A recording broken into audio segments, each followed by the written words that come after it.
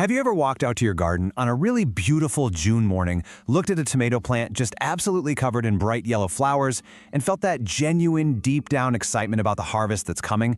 And then, you walk back out maybe 3 days later, look down, and find the dirt beneath that very same plant just littered with those yellow flowers, lying right there on the ground, never having become a single tomato. Look, it's a quiet kind of heartbreak, isn't it? Well, if you have experienced this, I want you to know something incredibly important right off the bat. That is not bad luck. It's not your soil failing you, and honestly, it's probably not the weather either.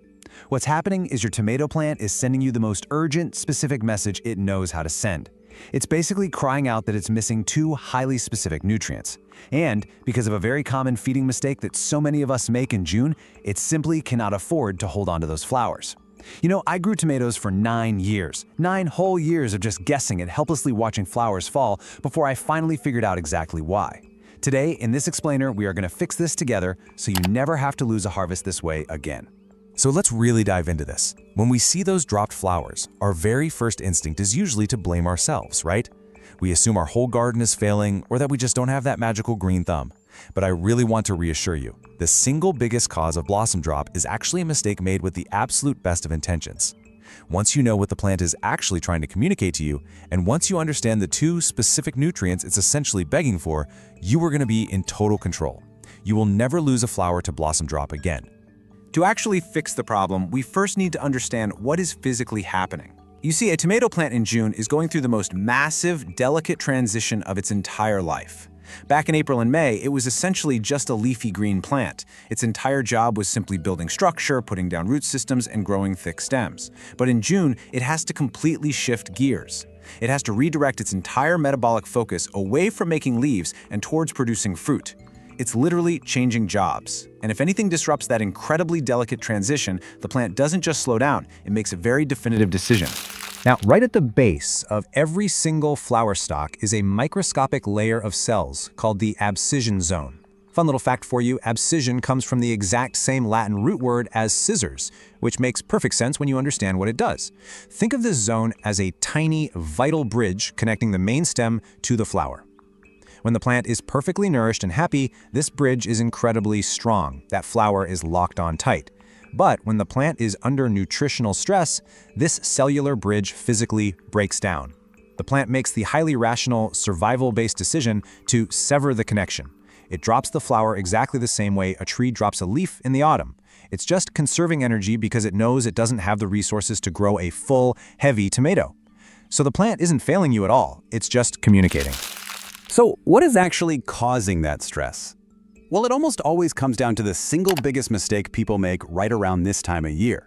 When we see our tomatoes looking so lush and green in late May, our totally natural instinct is to keep feeding them the exact same high nitrogen liquid feed that gave us all that beautiful growth in the first place. We think, hey, more of a good thing, right? Actually, no. It's completely, fundamentally wrong for June. You see, nitrogen is the fuel for stems and leaves, but by June, your plant desperately needs to stop growing leaves and start setting fruit. Imagine your tomato plant is a massive manufacturing factory. Continuing to feed it heavy nitrogen in June is exactly like ordering the factory manager to just keep pouring concrete for more and more empty warehouse expansions, instead of actually turning on the assembly line to create the product you want to sell. You are sending the plant the completely wrong signal. It dutifully listens to you, it keeps making more leaves, and as a result, those beautiful energy-intensive flowers, they just get dropped. I once grew a plant so deeply caught in this nitrogen trap that by midsummer, it was almost 2 meters, over 6 feet tall. I mean, it had these massive, lush leaves the size of dinner plates. It looked incredible. But you know how many tomatoes it produced? Exactly 11. 11 tomatoes from all that massive growth. Because the canopy had grown so impossibly thick from all that extra nitrogen, the sunlight and the airflow couldn't even reach the flowers lower down on the vine. The pollen actually became damp and sticky, the pollination completely failed, and the flowers just dropped into the dirt before they ever had a chance to set. So the absolute golden rule here is this. The moment you reach June, the nitrogen comes off. Entirely. Not reduced, stopped. We have to tell the plant that the leaf growing phase is officially over. And to do that, we replace that nitrogen with the exact two nutrients the plant is practically begging for to build strong, healthy fruit.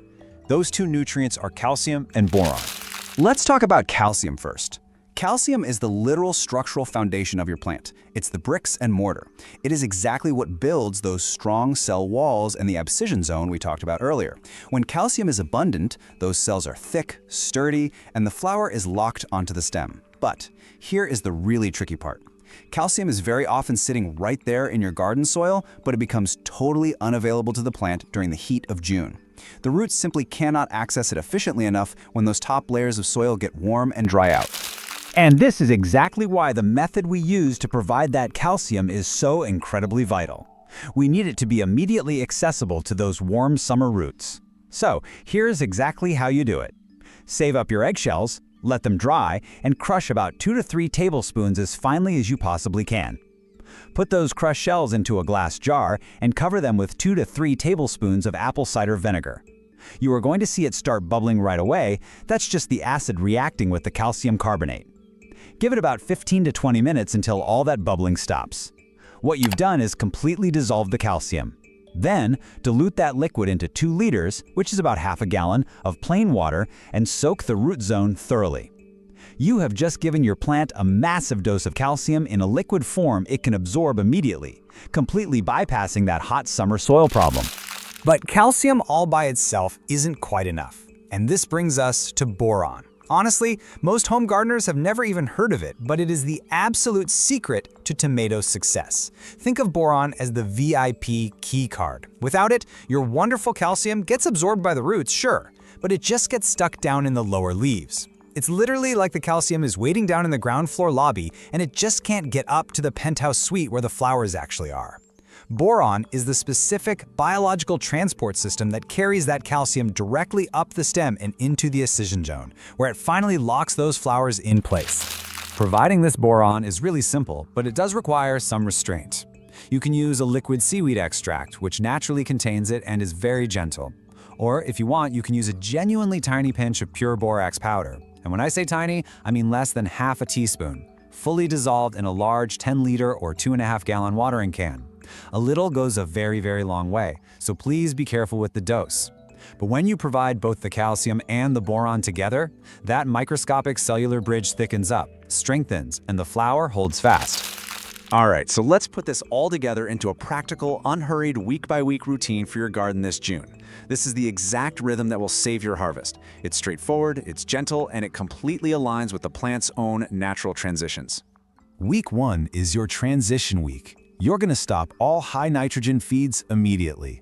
Instead, carefully scratch a light layer of bone meal into the topsoil around the plant, just making sure to stay clear of the main stem, and water it in nicely.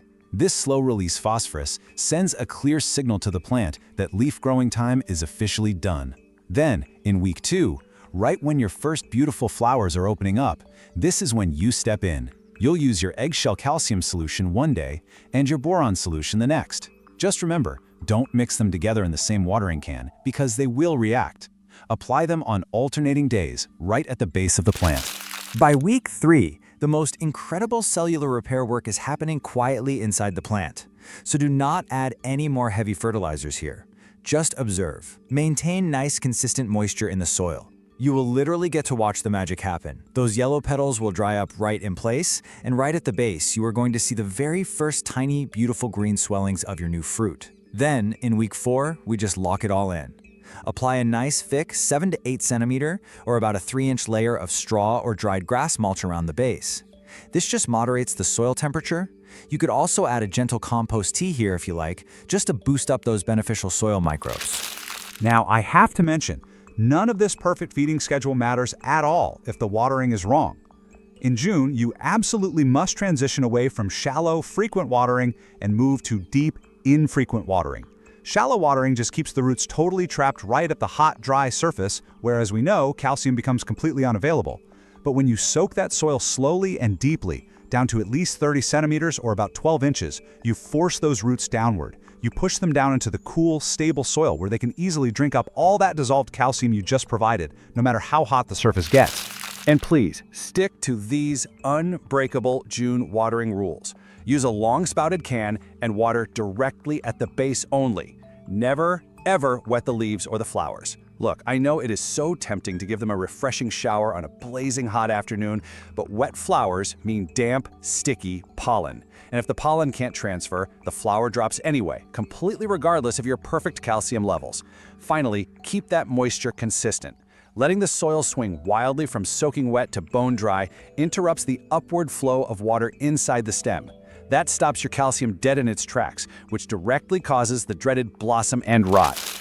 I really want to leave you with this one thought today. A dropped flower is not a failure. It is simply information.